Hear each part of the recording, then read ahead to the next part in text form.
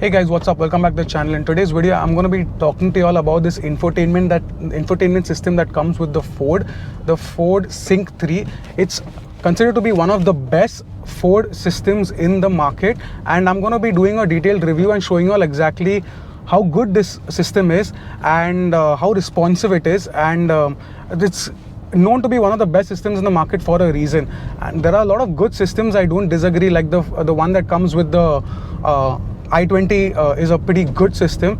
I'm not so sure about the Baleno one. I don't think that's so great, but still I'm going to be just doing a in-depth discussion about the Ford Sync and how good its features are and what you can expect. I'm also going to connect it to the Android Auto and show you all how good this entire thing is and how well it replicates the entire screen. Android Auto has recently had a system upgrade, so the entire interface has changed, and it's a pretty good thing that's done with the Ford thing. Yeah guys, so we're going to talk about all that in this video.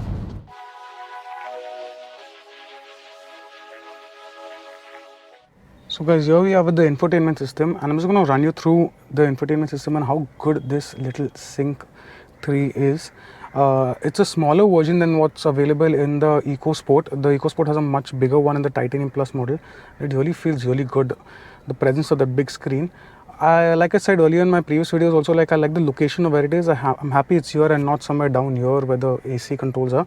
So I have more of my peripheral vision on the road per se. So we have the music option, and that we have sources we can control. I have connected to via Bluetooth right now to my mobile phone, and we have FM and AM, and in FM also we have like our presets out here. That's pretty cool. You can sort out your presets out here as per your preferences, and FM, which nobody really uses, at least not that I know of anybody. We have phone after that, so you have your recent calls, your contacts, everything comes up out there. This is also pretty good and a pretty fast way to run through your contacts, just in case for any reason Google Assist is not been able to find any particular contact. This is a pretty fast way. You can like just scroll down and go to the particular alphabet that you want and the person that you're finding. It's very responsive. Like you can see what I'm doing out here. It's very responsive and it's very fast. I'll just change the brightness of this, so now it becomes I've put on the automatic headlights, and right now we're in a shaded area, so the night mode has been switched on. So I think now you all will be able to see better. So again, going back to the phone, we have the recent calls, all the list of the recent calls that I have, so that gets updated as and when my phone gets connected to the system. We have a keypad, which is in case we know the number. I do not know anybody's number by heart anymore, so but that's their good feature. You have the text message, which can read out your text messages while you're driving, and if you have your handbrake on, then you can see the message as well. But if your handbrake is not on, then you can have this hear it thing where this entire thing will read out to you. The Google will essentially read it out to you, and it's a pretty cool feature, I feel. We can change devices if we have multiple devices connected to the in the car. Supposing the co-passenger wants to play music, then there is the option of changing the Bluetooth device, and do not disturb, which is also pretty cool. So now if this is connected, then the phone, I won't get the phone call out here, and a message will go to the person saying that so and so person is driving at the moment. So that's phone. We go to mobile apps, and you can connect your mobile apps. As of now, I do not have any mobile apps connected to this, but you can have some certain apps which are there on the Android and Apple can be linked onto this directly, and that's for mobile apps. In settings, there are a lot of settings out here. I'm just going to run you through the settings.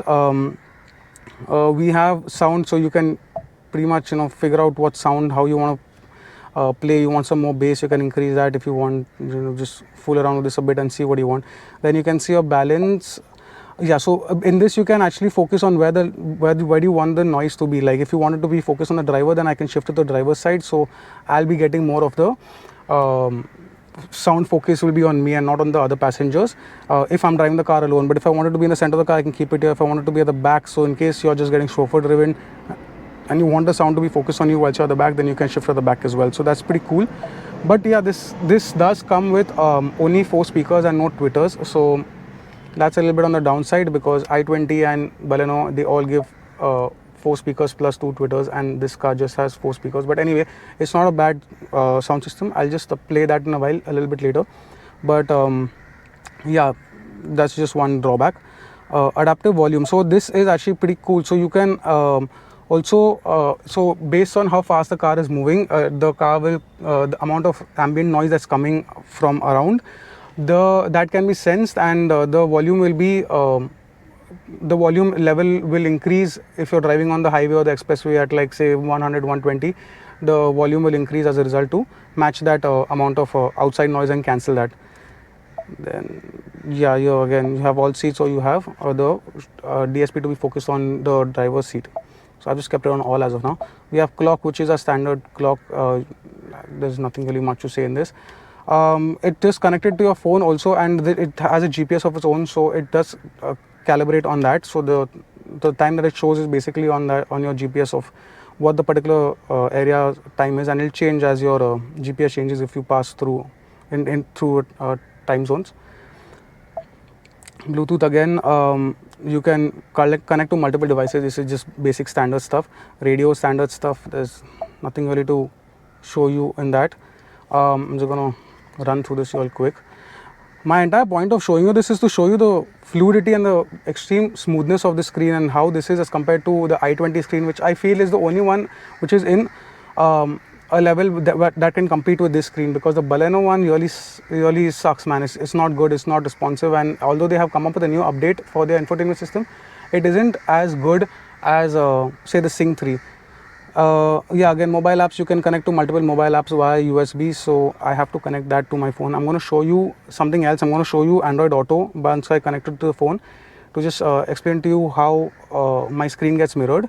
So we have general settings, which like kilometers, you want to read your distance in kilometers, English language, the temperature, and about Sync 3 and software license and some other stuff. So cool stuff.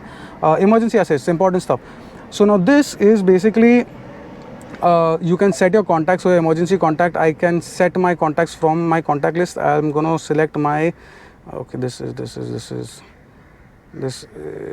I'm gonna just select say okay, I'm gonna select say Garvit as one of my contacts, and I can change this. So that's not a problem. In this I can like select another one, like my dad maybe.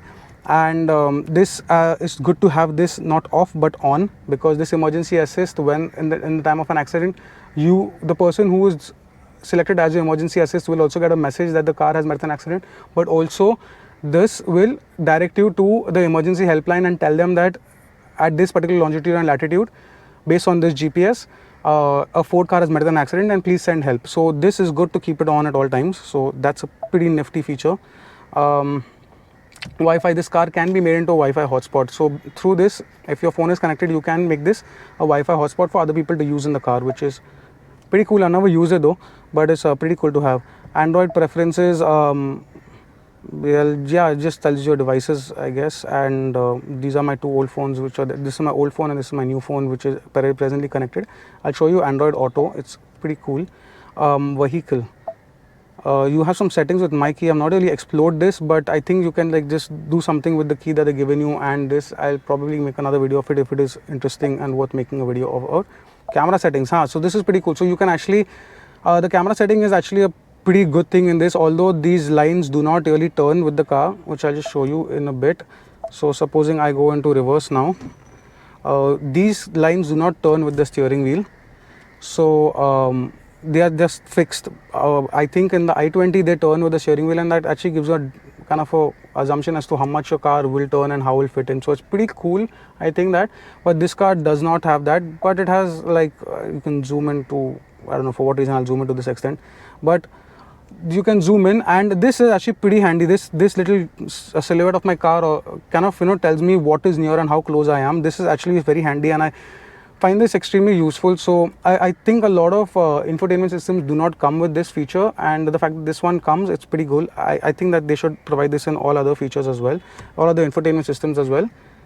Moving out of reverse, display. Oh yeah, you can play with the display. Display off, so you can touch it, I guess the display comes back on, and this is how it is. So also there are these buttons out here which are standard, the forward, the back button, the play button to on off the audio, and you have the infotainment on off out here directly. So this is a power button for the infotainment system, and this is actually pretty cool. So if you're driving in the night and the lights are like, if you want this infotainment system you find it too bright. Even right now, this dark screen, you find it too bright and you just need to focus on the road, and this is distracting you. Just press this button and voila, your screen is blank. To start it, you either press the button back again or come back, man. There you go. Or you just touch the screen. This is your tuner, which I have never used, and the volume button, which I always use. So moving to the next thing is the voice control. This is pretty standard. It's your normal voice control, which is through Google. This, I like this mode a lot. This is Valet mode. Valet mode is actually a pretty cool feature where you have to put a 4-digit pin every time you give your car to the valet. So in case you give your car to the valet and you do not want the information in your infotainment system to be accessed by the valet guy, you can just put in a code, and now that this code is put in, it'll ask you to repeat the code for confirmation, and now the screen is blank. So oh okay, it didn't happen. Try that again. 1 2 3 4, done. 1 2 3 4. No. So yeah, see, all this is grayed out. So now if I put in a wrong pin, it's not going to let me. Pin does not match. So whatever information that is passed on from my phone onto the infotainment system cannot be accessed by the valet guy, and I think that's a pretty cool thing. It's kind of important for.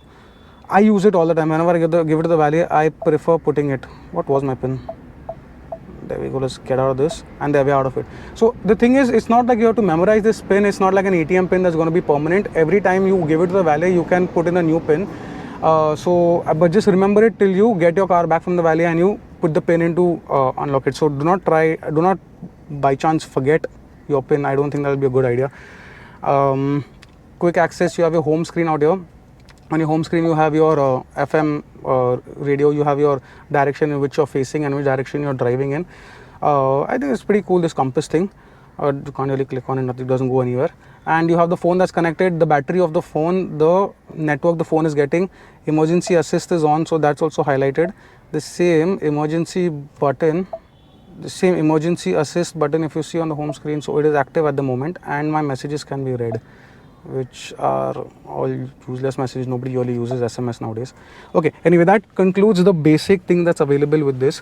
Also, another thing to point out is that this phone does not come with one of those chips or something that you put in your other cars, and you have a pre-installed map that comes in, like that's available in the Baleno and the i20.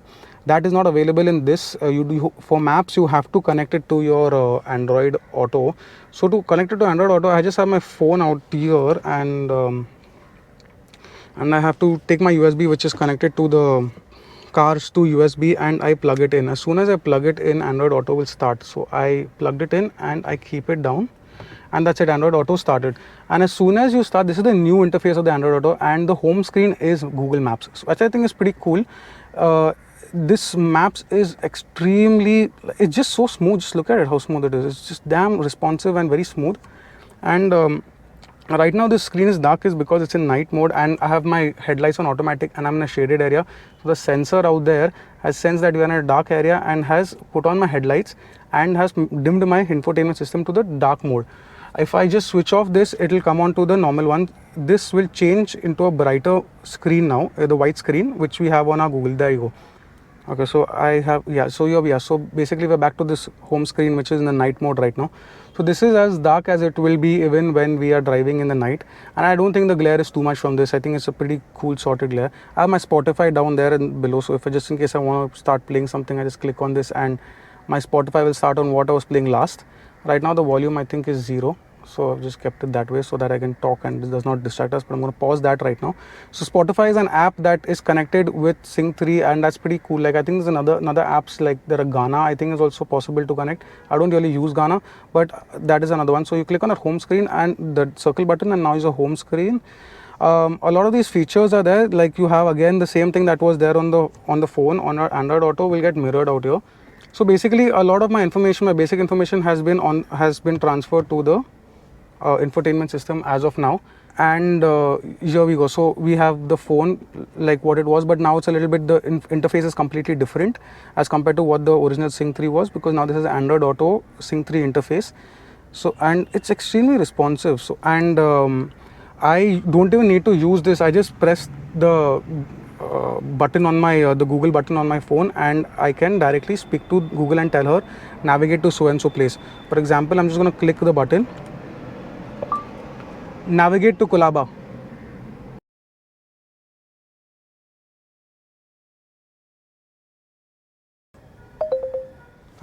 Okay. So it's connected to the Wi-Fi of the GoPro, and as a result, it did not. It was not taking 3G. But Pratna Heights, come on, let's give this a try again. Connect to Google. Loading. See, it's loading. There was a problem with that. It had actually, the phone had got connected to the Wi-Fi of the GoPro and was not showing. So it showed me 1 hour 9 minutes, and yeah, just press this and Pratna Heights, and it just navigate. It happens on its own. This is my music that will come on what is there, and I can see my playlist as I go through. So it's very responsive. So even if I want to switch, I can just like click on it, and you see it's like shuffling 3 down. So that's it. So the next 3 are shown, and if I don't want this, then I go to the next 3, and it's very user friendly. I feel the Android Auto with the Sync 3. Again, you can go back to what is playing. You go to your home screen. We'll see what else we can exit Android Auto by clicking on the exit button. We have some other features like the weather and all. We'll just read out the weather to you. It's nothing really that great. Reminders, if you do set any reminders with Google, that will, like, you can read the reminders out to you. I've never really used it. News also I don't particularly use. There is music play, which I think came with the phone, and now it is shown out here. But I think the maps is extremely responsive. The interface, the zoom in, zoom out is actually very good. Yeah, that's about it. Exit, we can go back to the home screen, and if I want to use anything else, I can shuffle. The one thing that I don't like about this is that when I am in Android Auto, I need to exit to go into the audio and switch to my FM if I want to. I can't do it from Android Auto. At least I have not figured this out. If any of you all know how this can be done through Android Auto, how I can control my FM through Android Auto, please do let me know in the comment section, because I always have to exit every time I need to get out and go into this thing, and I think that's pretty irritating. If I'm driving at the expressway and I'm bored of my music and I want to switch back to FM, I can't. I have to usually just get out of Android Auto, which I think is irritating out there. But if you notice, this other thing is that once you're on the Sync 3 screen and not the Android Auto screen, you have the map logo out there as well as added along with this thing. This map logo was not there earlier when the phone was not connected via USB. So these two have gotten added out there, and that's pretty cool because they have really kept maps as the most important thing on the home screen of the Android Auto. So guys, that wraps up this video. I hope you'll enjoy this video. It was a quick demo of how good the Sync 3 is as compared to what's available in the market as of now. And I think the only one that can compete with this level is and the good responsiveness, I think, is the one that's available with the Hyundai. I'm talking about in this segment. There are obviously Mercedes, which is much better, and Volvo, which has a very good infotainment system and interface. But when it comes to the Sync 3 and the availability at this segment, I think this Sync 3 is superb by itself, and also when it's connected to Android Auto, it's extremely smooth, and that's what I love about this particular model. Do let me know if you all think there's a better infotainment system available right now. But when I was buying the car, also one of the major features were that this infotainment system is extremely superb. The thing also about that is that this you have to have the Titanium Plus model for you to have this infotainment system in your car. The Titanium model, which is one model below this, does not come with the it does not come with this infotainment system. It does, however, come with an infotainment system which is not as superior and does not have Sync 3. So you need to buy the Titanium Plus model to have this Sync 3 in your car, and also you get it in a bigger scale in the EcoSport and the Endeavour, which is also good. Pretty much the same interface, a little bit more things added, but overall the same thing. Anyway guys, if you do buy a Ford Freestyle, I would recommend to go for the Titanium Plus model, because you get this very handy responsive infotainment system, which really it needs to be fast and quick, because it needs to respond fast to you when you're focusing on the road and trying to fidget around with it. And also you get the 6 airbags and multiple other things, so it's not a compromise when you're planning to buy a Ford Freestyle. I would recommend that you get the Titanium Plus model to get this system and the safety along with it. That wraps up this video, guys. I hope you'll enjoy this video. If you all did, please do hit the like, subscribe and share button. That will motivate me to continue making more such videos. And also guys, you can follow me on Instagram, Facebook and Twitter with the same name, The Motoring Gossip. So guys, I hope to see you in the next one. Cheers.